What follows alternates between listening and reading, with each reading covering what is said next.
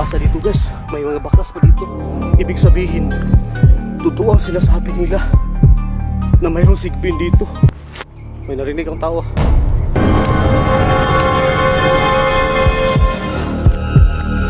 Anong klaseng halag yan? Ano po? Dito pala tayo ngayon guys sa lugar na sinasabi nilang pulang araw. Ako pala guys si SPO2 Dabong. Inutusan ako ni Chief Commander Bulbul. Tingnan natin guys kung ano makikita natin dito. Kasi guys kahapon may nakita silang patay dyan, nakahandusay sa puno ng kahoy. Pero guys nagtaka ang mga tao kasi nakita nilang patay na tao, wala nang atay at saka mga bituka. Sabi-sabi ng mga matanda dito, mayroon daw gumalagala na sigbin dito. Pero hindi tayo maniwala guys. Kasi hindi naman natin nakikita. Kaya nga pasukin natin ang gubat na ito. May dala tayong issue dito na 49mm give at dual magazine to guys. Mayroon pang isang issue sa atin. Ang tawag nito guys, Senyorito 32 give. Samahan nyo ako guys, pasukin natin ang gubat. Delikado palang lugar dito.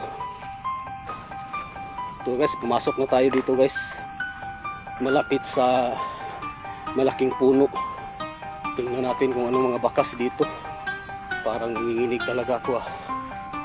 Mag-isa lang tayo pumasok dito. Tingnan natin kung anong makikita natin dito.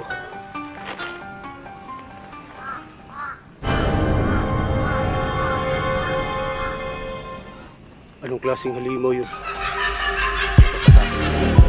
Pagpatuloy natin ang paghanap guys. Kung anong makikita ang mga bakas natin dito. Bakit may kalabasa dito guys? May mga bakas pa dito. Ibig sabihin, totoo ang sinasabi nila na mayroong sigbin dito. Tapos natin ang argada natin. Nakakatakot talaga. Napakalawak ang gubat na to. Totoo pala sinasabi nila dito na may sigbin.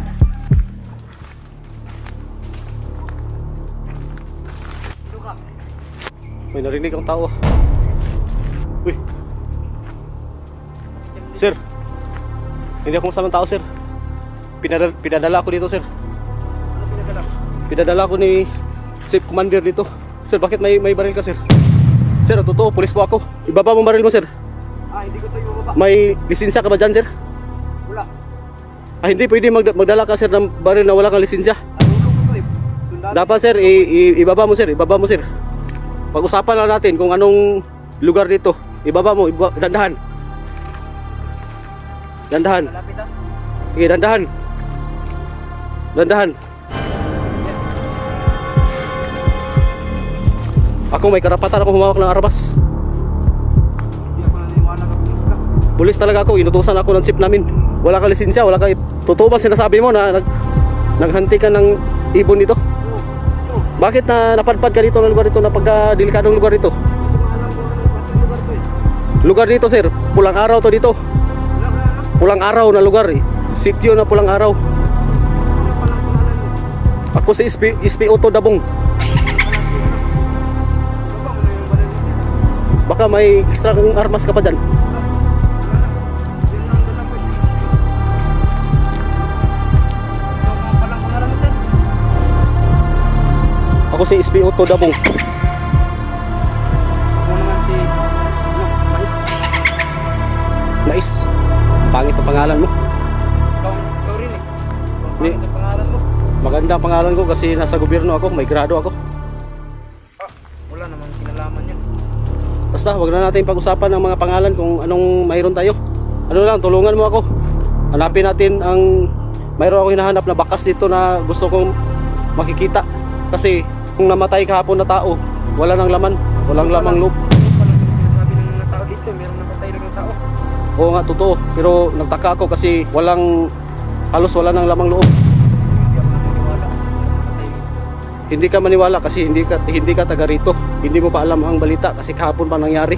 Sabi po ng iba, mayroong halimaw dito, mayroong sinasabi na sigbin, pero hindi ako maniwala kasi hindi pa ako nakakita ng sigbin. dito pa sila. Pulis tayo dito. Una sa akin na to kasi wala kang karapatan. Pwede pa kitang hulihin eh. Mano daw siya na Halos 4 na oras na ako na gala-gala dito. Nagugutom na ako. Mabuti patulungan maghunting ng manok kasi may narinig ako manok doon. Ano? O kasi sabi mo, inutusan ka ng lula mo na maghunting ng ibon, so marunong ka talaga. Diyan, narinig ko, may tumilaok na manok. Ano lang, samahan mo ako, puntahan natin. Dito tayo dadaan. Yung armas ko, sir. Wag na, sa akin na to. Ano nga palang pangalan ng lugar na to, sir? Pulang araw. Yung araw. Maraming mga tao natatakot dito. Okay, samahan mo na lang ako. Maghanap tayo dito ng pwede natin makita na makain. Tao dito. Saan? Saan? Yung baril ko! Yung baril ko! Wag. Baka yan ang sigbin! Bakit nandito ka? Sino ka?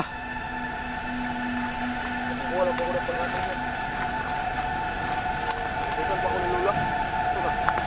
Anong ginagawa mo dito? Wala pa ko ng pangalan, sir. Alam mo ba kung anong lugar dito? Dito, sir.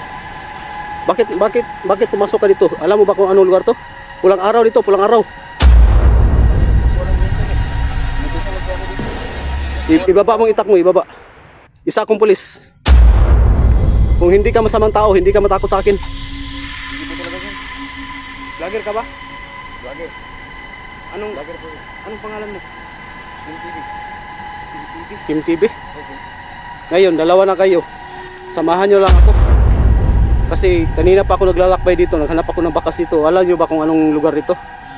Mayroong namatay kahapon dito, halos nawala ng lamang loob. Lakbayin natin ang gubat na ito. Patungo doon. Hindi, parang nagugutom na ako. Una kayo.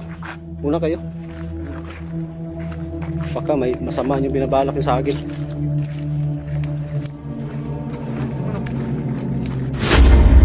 Ito na sinasabi kong manok.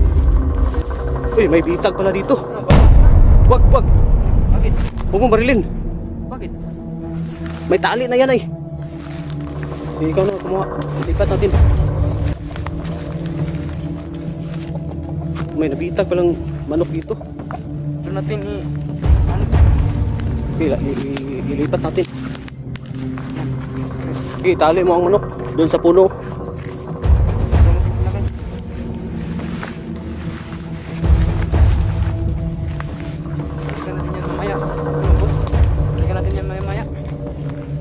Balikan natin mamaya. Maghanap tayo ng pwede nating paglutuan dyan.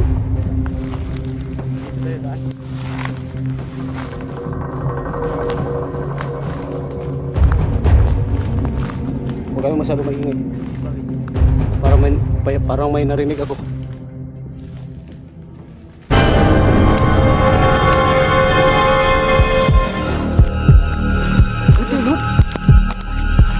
Ano yan?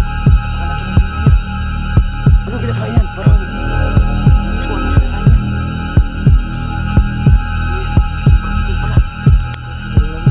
Kalabasa! Kinakain niya yung Kalabasa! Kinakain ng kalabasa! Tirahin ko na. Wag mong marinig! Hindi kasi nakamalay sa atin. Tirahin ko to. Wag mo tirahin! Wag mo tirahin! Lapitan muna natin. Kaya nga parang sigpin. Ang gandaan.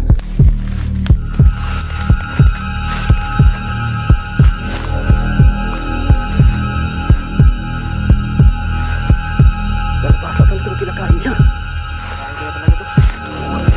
Huwag kayong maingay. Tingnan muna natin. Tingnan muna natin. Habang hindi pa siya nakatingin sa atin. Kaya nga, nung namatay kahapon na tao, wala na naman baka siya kumakain.